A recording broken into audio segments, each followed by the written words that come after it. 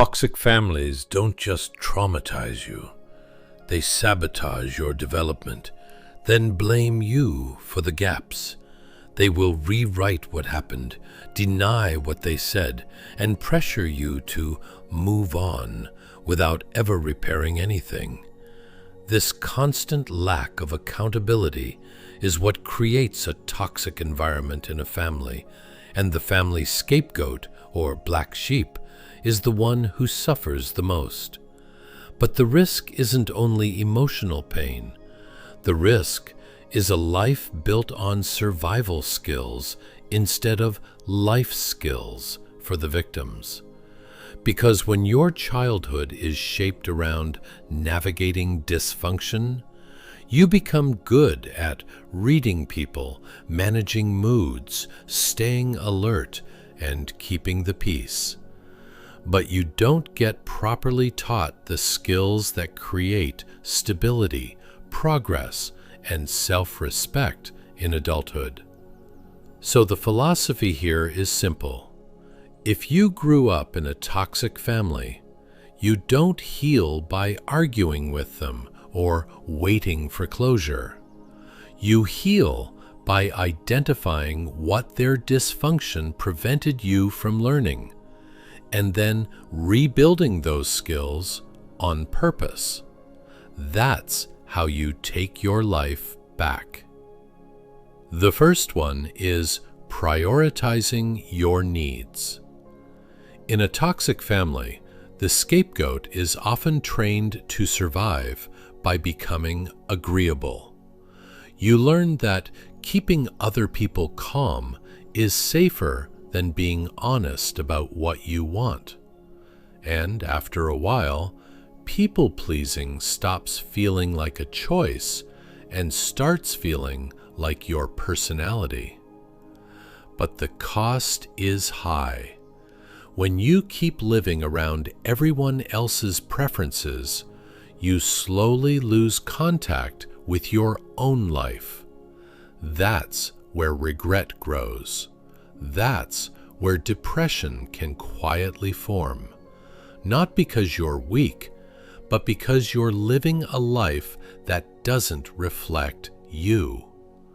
Saying no has to become normal again, not as a dramatic statement, but as a basic act of self-respect. And there's a truth that can feel almost offensive when you first hear it. Constantly prioritizing other people isn't always kindness. Sometimes it's a form of being fake because it isn't authentic to what you actually need. When you finally start taking care of yourself, you don't become less helpful. You become more capable of helping from a real place, not from depletion, resentment, or obligation. The second one is embracing imperfection. Toxic families rarely teach through patience. They teach through shame. When you grow up under chronic invalidation and gaslighting, your nervous system can start treating perfection like protection. You take even basic tasks with extreme seriousness, not because you're disciplined, but because some part of you expects criticism, blame, or humiliation if you get it wrong. Over time, that pressure burns you out, and it can trap you in stagnation too, because you keep waiting for conditions to feel perfect before you move. Opportunities don't wait for perfection. Life doesn't reward flawless preparation as much as it rewards momentum. Failure isn't shame, it's information. It's a gradual process of learning and improvement. The quicker you try, the quicker you find out what works, what doesn't, and what actually matters. Perfection often wastes time adjusting minor details, while real growth comes from testing, learning, and refining in real time. Carl Jung would describe how projection can create a shadow pressure in the scapegoat. When a family pushes its discomfort onto one person, that person learns to wear a perfect mask to reduce attacks. But the mask costs you your freedom. Embracing imperfection is one of the ways you step out of the role and back into real life. If this is resonating, like the video and subscribe for more. The third one is ignoring other people's emotions. In the real world, you're going to meet people with different values and beliefs. Some of them will react negatively to yours, not because you're wrong, but because your existence challenges their worldview. That reaction doesn't diminish your values. It doesn't reduce your truth.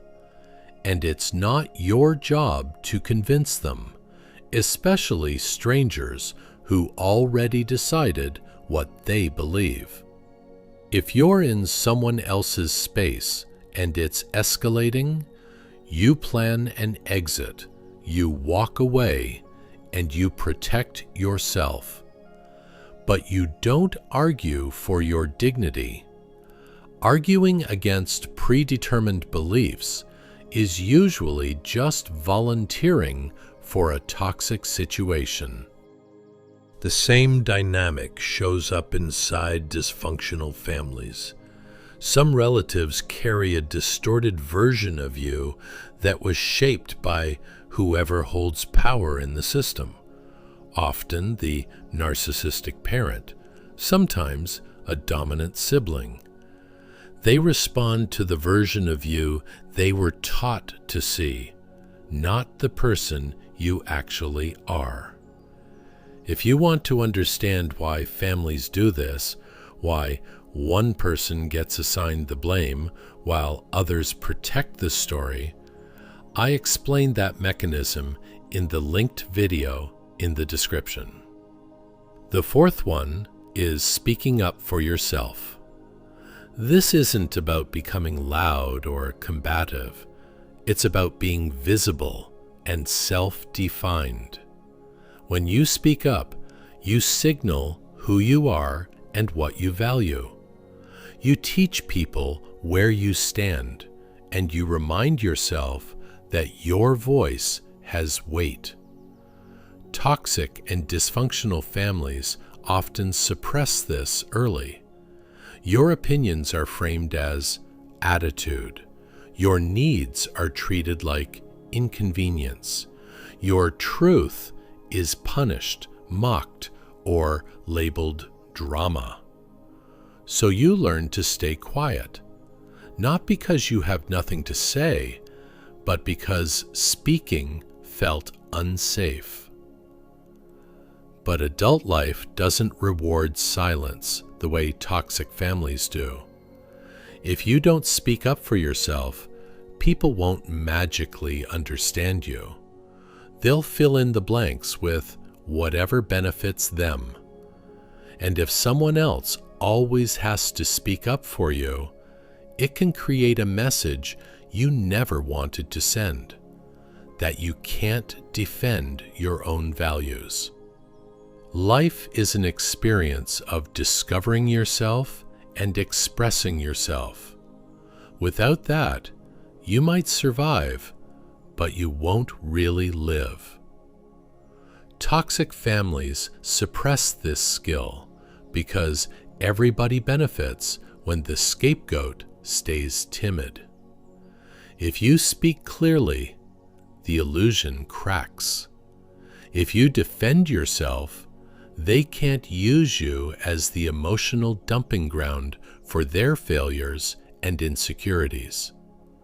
In Jungian terms, Carl Jung would say This is what happens when a family is obsessed with protecting its persona, the image self it wants the world to believe.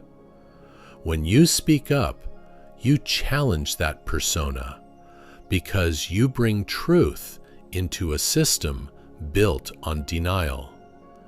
And that's why your voice was treated as dangerous. The fifth one is embrace conflict. This doesn't mean you go looking for problems or argue with everyone or turn your life into a battle.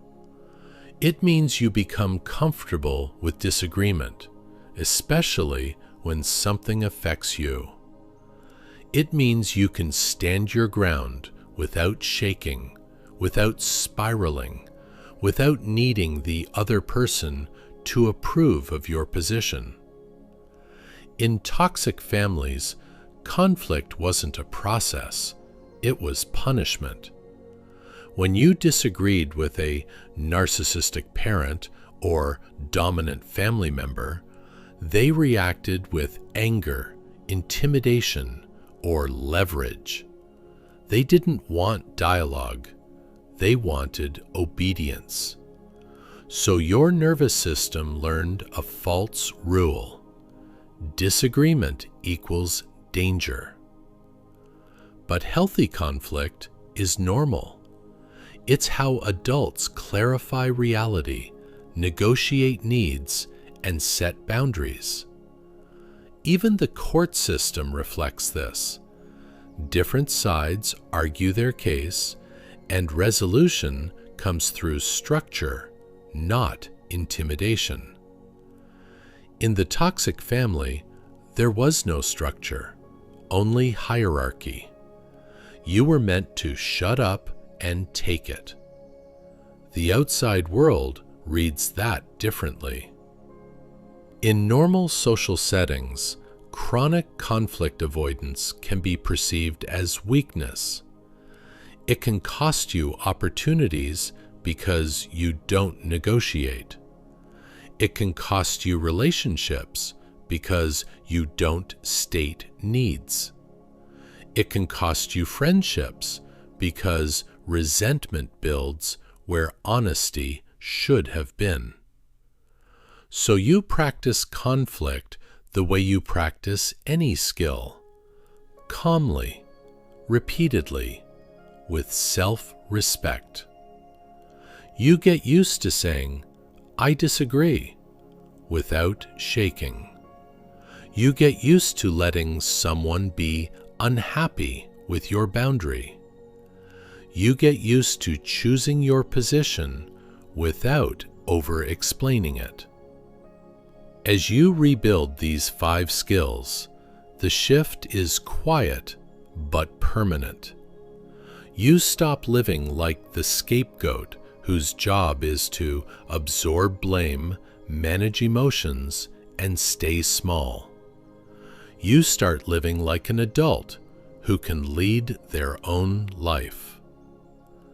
Now, if you're wondering why the parent does this, why siblings often join in, and why the scapegoat gets selected in the first place, that's a deeper mechanism.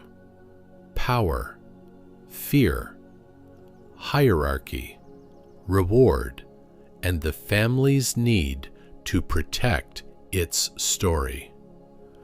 I've explained that in another video, and I'll link it below.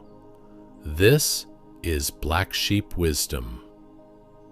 If you found the information helpful, like the video and subscribe for more.